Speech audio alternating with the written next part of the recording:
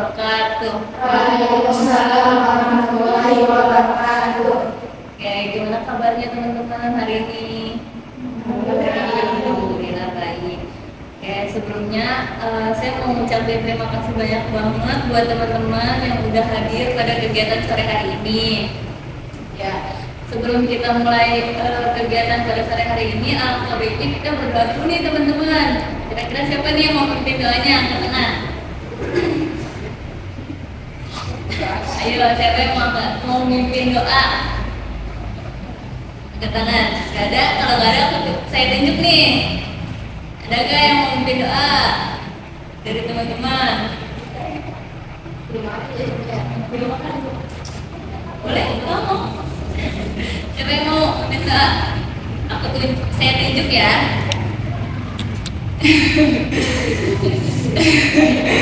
Kamu deh. Ya. Doa. Ya, ajak teman-teman yang berdoa.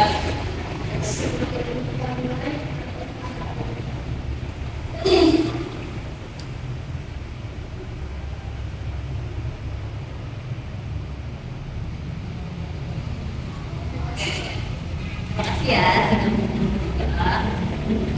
Jadi teman-teman, ada yang tahu nggak kita mau ngelakuin kegiatan apa? Belum ada yang tahu? Oke, saya kasih tahu ya teman-teman. Jadi kita mau melakukan kegiatan bimbingan kelompok nih teman-teman. Udah pernah ada yang dengar bimbingan kelompok itu apa? Atau ada yang tahu bimbingan kelompok itu di sekolahnya pernah ada bimbingan kelompok? Belum ada. Oke, saya jelaskan ya teman-teman. Jadi di sini bimbingan kelompok adalah suatu layanan yang ada di bimbingan konseling yang memanfaatkan dinamika kelompok bertujuan untuk menambah wawasan teman-teman anggota kelompok nih, yang nantinya kita akan membahas topik yang sedang hangat diperbincangkan teman-teman.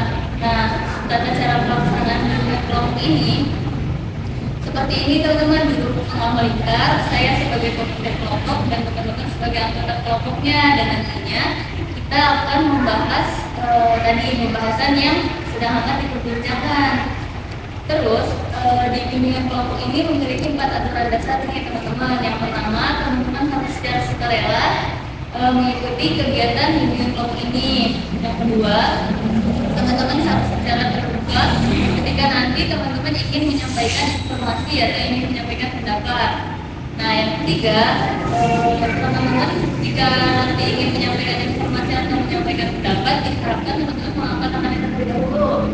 Oke, yang terakhir, apabila nanti ada pembahasan yang bersifat pribadi yang tidak sengaja terbahas, diharapkan teman-teman dapat menjaga kerahasiaannya di luar dari kegiatan dengan kelompok ini. Bagaimana teman-teman? Apakah dapat dipahami? Oke. Sebelum kita mulai, sebelum kita masuk, angka baiknya mungkin kita perkenalan dulu nih teman-teman, biar teman-teman kenal satu sama lain gitu loh. Nanti perkenalannya mau dimulai dari mana? Dari kanan atau dari kiri saya? Dari kanan. Oke.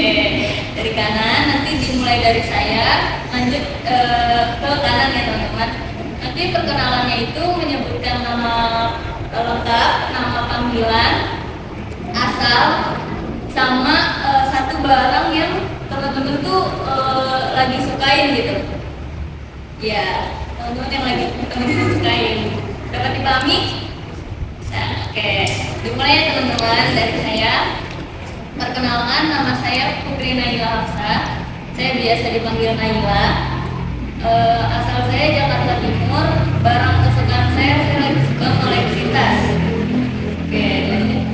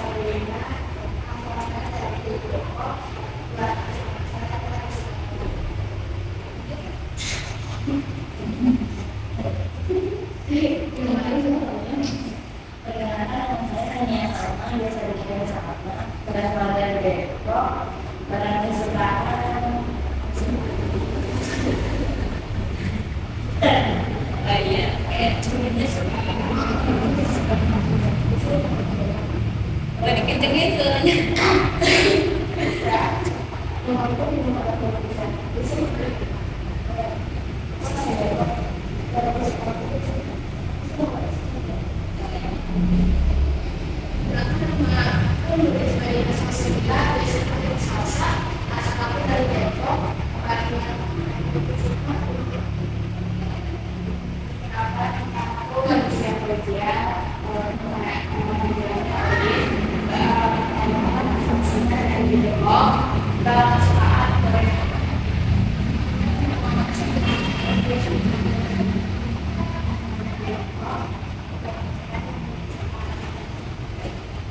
Oke, terima kasih ya teman-teman sudah berkenalan nih. Semoga nantinya kita bisa kenal lebih baik lagi, lebih dalam lagi satu sama lain, bisa menjalin pertemanan yang baik ya teman-teman.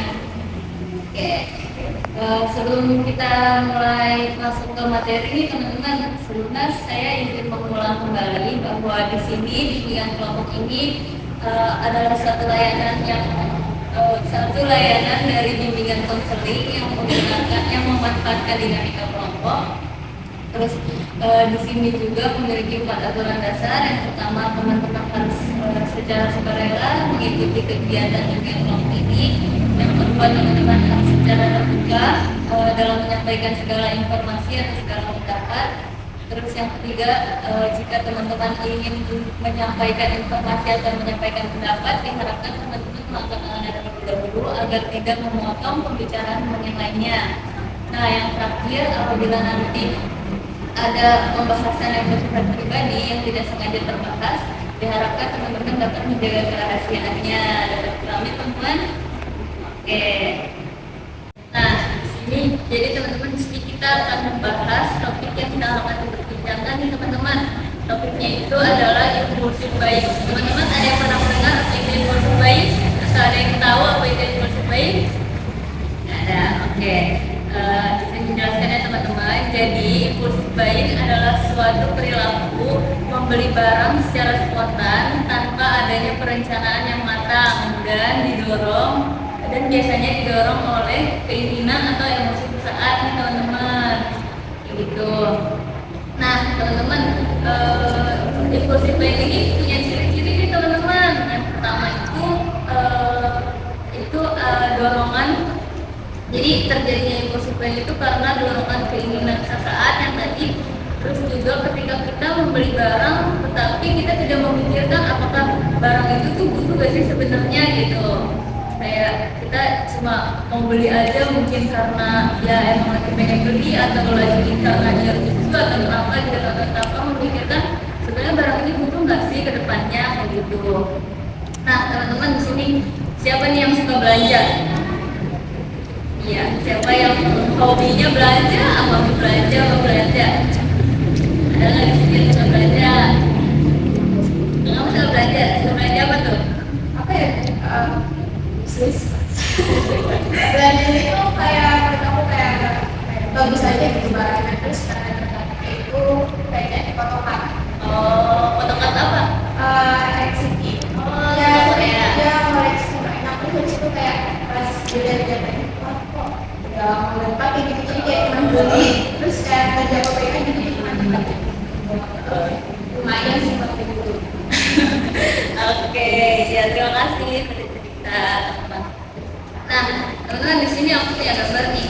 Siapa yang bisa membedakan? Nah, satu-satu dulu deh. Oke, nih, siapa yang bisa membedakan mana keinginan, mana kebutuhan? Dari dua gambar. Oke, kita ke sini ya. Ini kebutuhan, ini keinginan. Lalu ini. Yang ini kebutuhan, yang ini keinginan. Oke. Nah tadi ini kebutuhan, ini keinginan. Oke, kalau yang ini? Ini kebutuhan, ini keinginan. Keinginan. Oke. Kira-kira nih teman-teman, kenapa ini tadi teman-teman jawab kalau ini semua itu kebutuhan? Ada yang bisa jawab? Angkat tangannya. Tadi kan kata teman-teman ini kebutuhan nih. Kenapa alasannya teman-teman bisa memilih ini semua kebutuhan? Enggak mau yang anak tulis itu kebutuhan buat sehari-hari sekarang. Kalau seragam itu kebutuhan sehari-hari buat sekolah. Sama sekali itu kebutuhan setiap hari. Oke, ya, oke, terima kasih. Ada lagi yang mau memberikan pendapat? Kenapa ini kebutuhan? Ada lagi yang mau dari sebelah sini? Ada lagi yang mau memberikan pendapat? Kenapa ini kebutuhan? Ayo, boleh. Apa, ayo. Kenapa teman-teman memilih ini tadi kebutuhan? Oke. Ke depan kita juga butuh belajar, kita juga harus memikirkan dari sekarang ya, kita harus siapa kita butuh belajar dari sekarang untuk masa depan. Kalau makanan itu kita setiap harinya pasti butuh konsumsi, kita harus punya energi juga. Jadi kita memakan makanan yang memiliki makanan yang bagus, jadi dia membuat energi kita tuh semakin banyak, jadi kita lebih bisa berfokus untuk belajar. Oke, terima kasih pendapat-nya. Kalau ini nih, teman kenapa tadi ini semua keinginan? Jadi kan teman-teman pilih ini semua keinginan nih. Yang bisa berpendapat lagi? Kenapa? Ini bisa disebut keinginan? Oh, boleh. Karena ini itu udah penting untuk masa depan itu cuma barang yang hanya kita ingin sementara. Jadi kalau misalnya kita semakin besar kita, semakin bertambah umur kita tuh kita nggak penting gitu. Itu cuma kayak kita tuh cuma pengen karena dia rasa lucu, bagus, tapi nanti kedepannya kita nggak bakal pakai.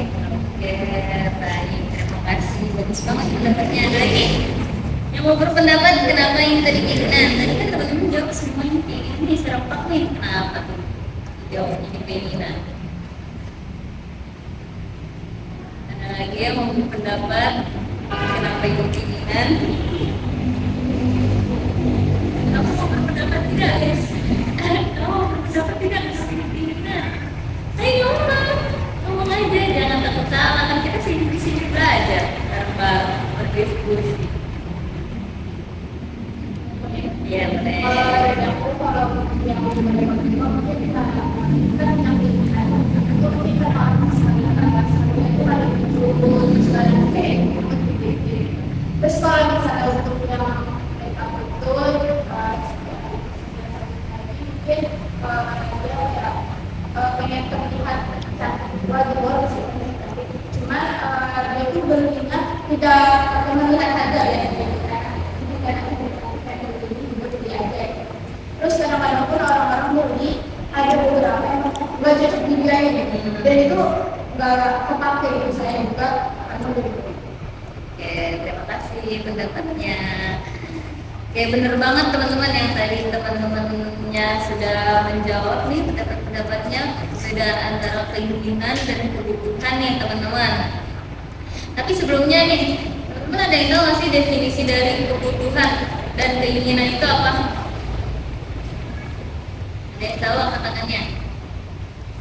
Apa yang terlintas dari pikiran teman-teman ketika mendengar kata kebutuhan dan keinginan? Perbedaannya deh antara kebutuhan dan keinginan itu perbedaannya apa sih? Ada yang mau menjawab? Ada yang mau berpendapat? Ayo, kita di sini berdiskusi loh teman-teman. Jangan takut salah, jangan takut untuk berbicara. Kamu mau menjawab? Siapa yang mau menjawab? Ayo. Ayo gantian, jangan ini terus. Mau menjawab? Apa ayo yang terlintas ketika dengar kebutuhan dan keinginan?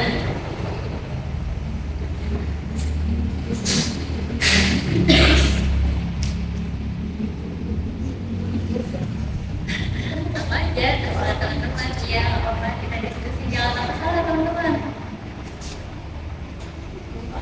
Ayo, ayo, kamu mau jawab ya?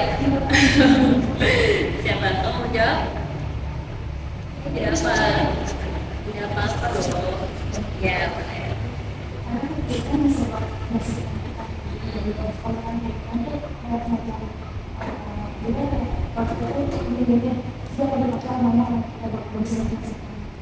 Oke, terima kasih pendapatnya.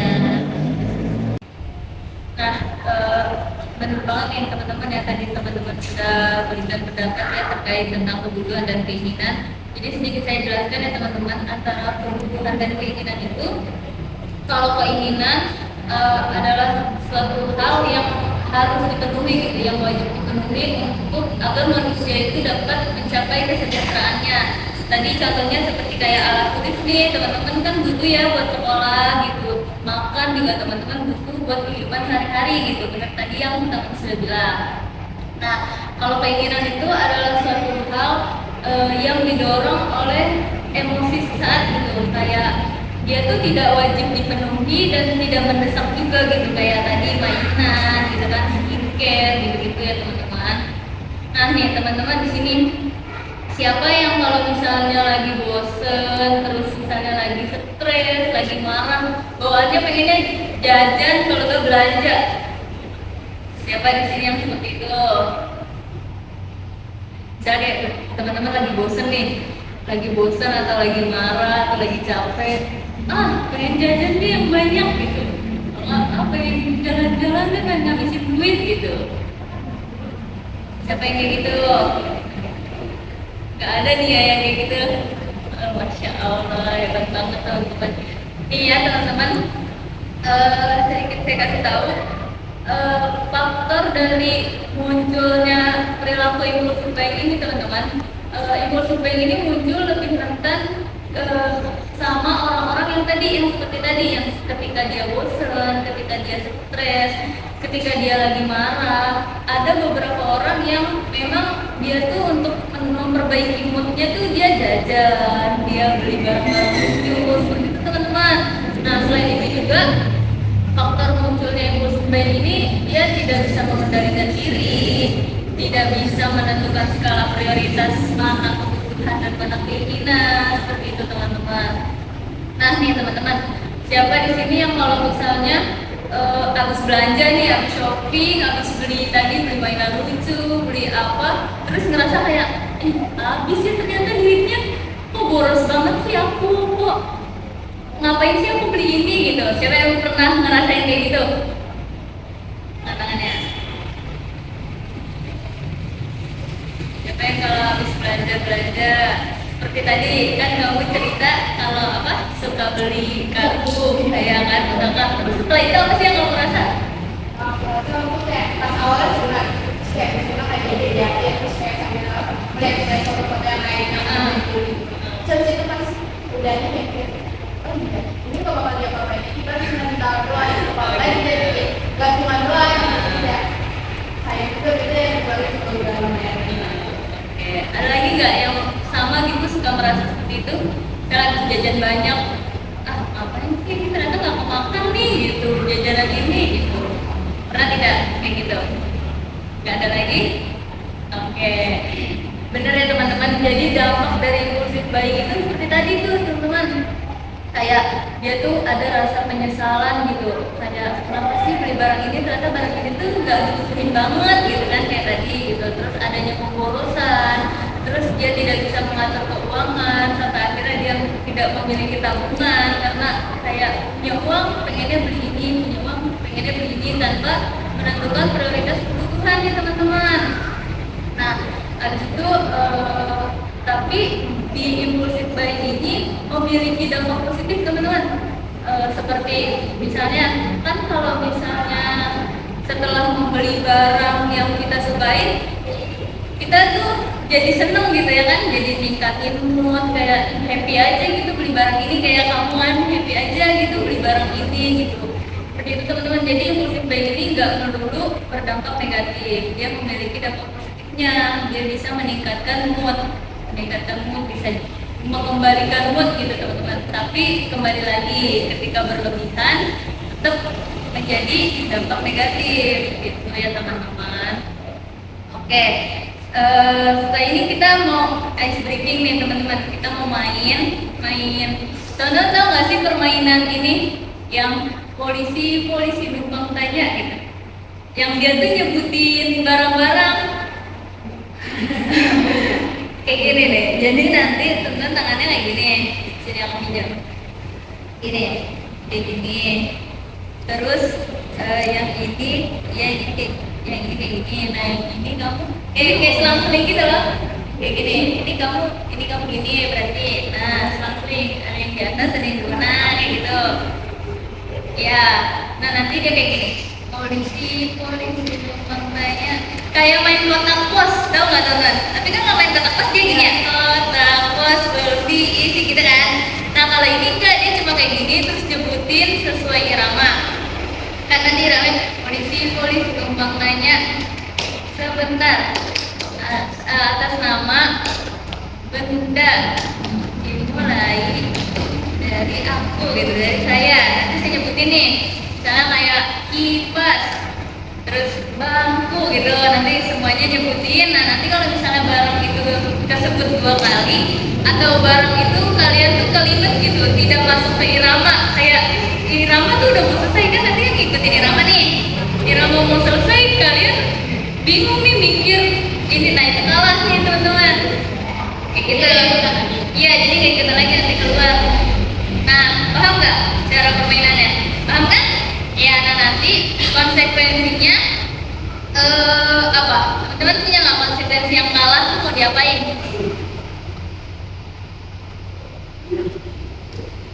Ayo, yang kalah kira-kira mau diapain? Kalau teman-teman nggak ada konsekuensi, nanti saya nih yang kasih konsekuensi. Saya aja. Nih, gimana teman-teman sepakat atau enggak kalau seandainya konsekuensinya itu nanti kan kita sudah belajar nih apa itu impulsif buying ya kan, kita tadi sudah menyebutkan faktornya, dampaknya, ciri-cirinya gitu.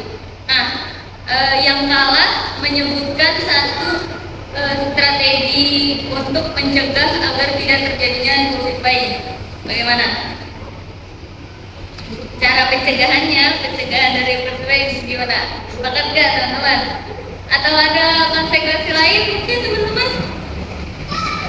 Misalnya suruh apa ya, apa kayak gitu. Ada gak? Apa sepakat sama pendapat aku? Pendapat saya? Sepakat aja sama pendapat saya. Sepakat ya?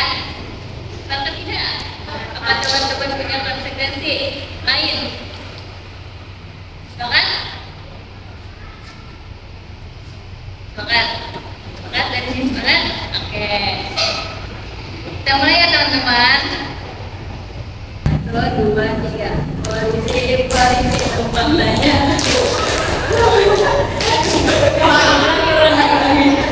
Lagi.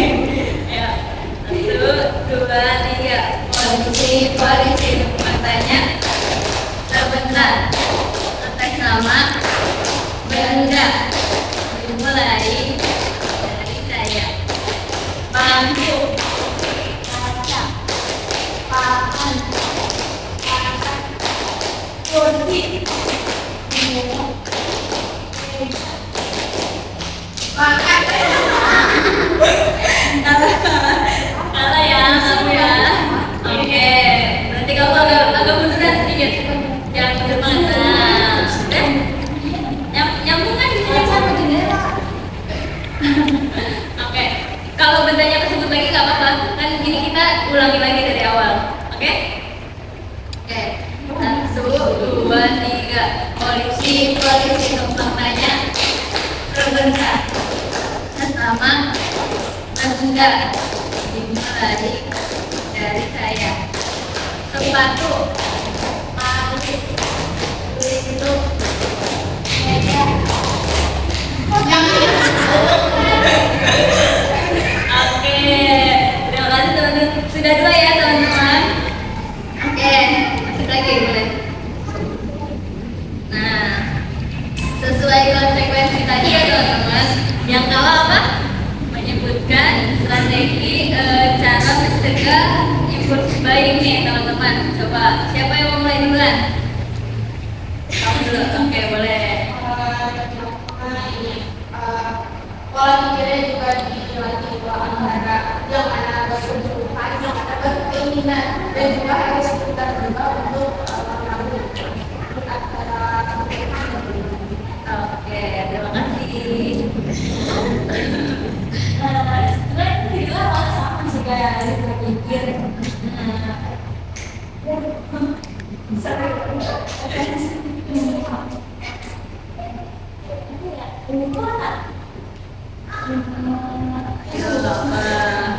Strategi cara mencegah agar tidak impulsif buying. Ya harus dipikir baik-baik mana kebutuhan yang harus kita dahului, mana keinginan, dan mencari mana pentingnya mana enggak. Oke, sudah? Oke, terima kasih. Nah, betul banget nih teman-teman jawaban dari tadi yang sudah teman-teman jawab gitu ya. Sedikit saya kasih tahu. Jadi strategi dari pencegahan impulsif buying ini yang pertama harus bisa menentukan skala prioritas antara kebutuhan dan keinginan gitu.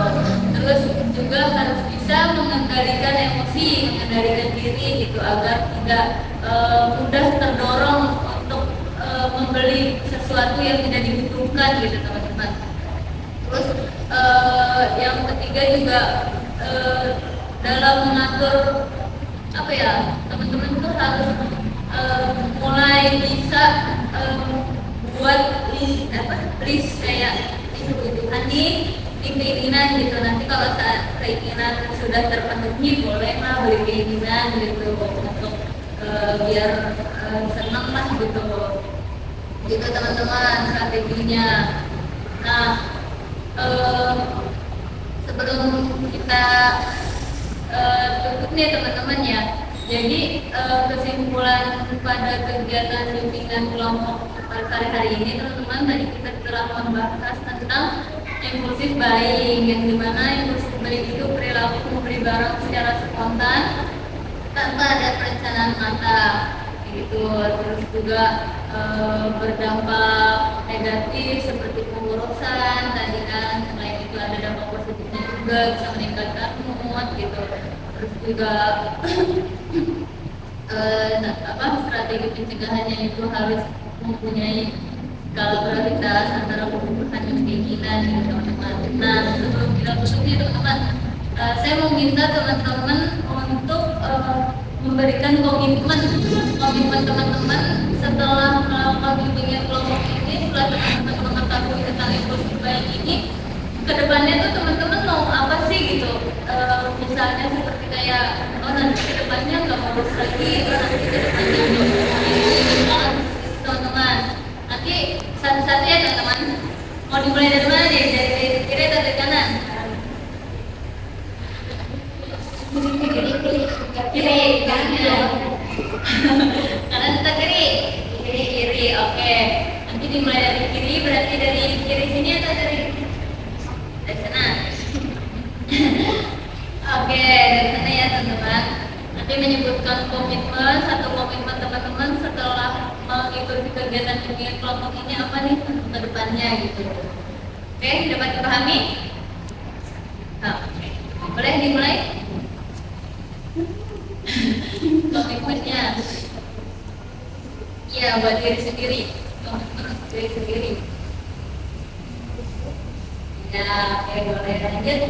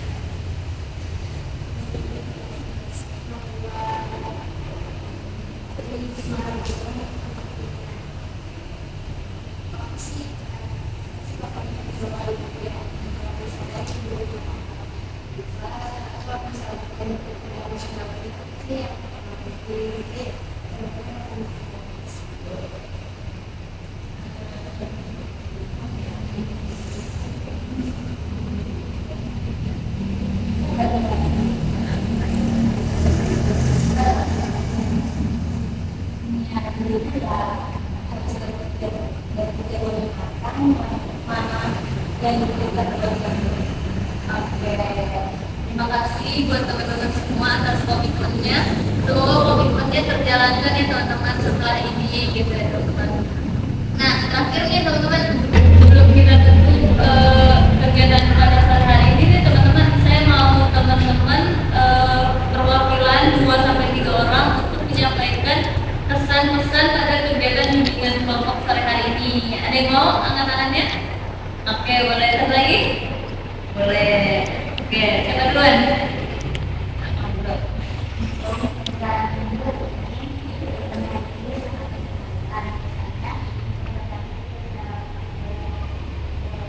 Oke, terima kasih.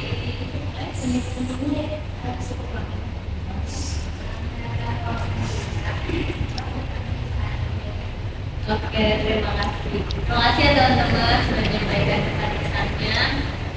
Oke, semoga kegiatan pada sore hari ini bermanfaat ya buat teman-teman. Terus juga terima kasih sudah meluangkan waktunya untuk kegiatan dengan kelompok pada sore hari ini. Mohon maaf apabila ada kekurangan atau ada salah kata.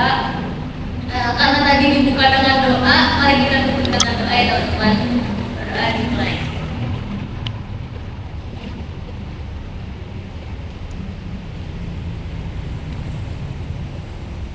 Oke, berdoa selesai. Oke, terima kasih banyak ya teman-teman. Wassalamualaikum warahmatullahi wabarakatuh. Waalaikumsalam warahmatullahi wabarakatuh.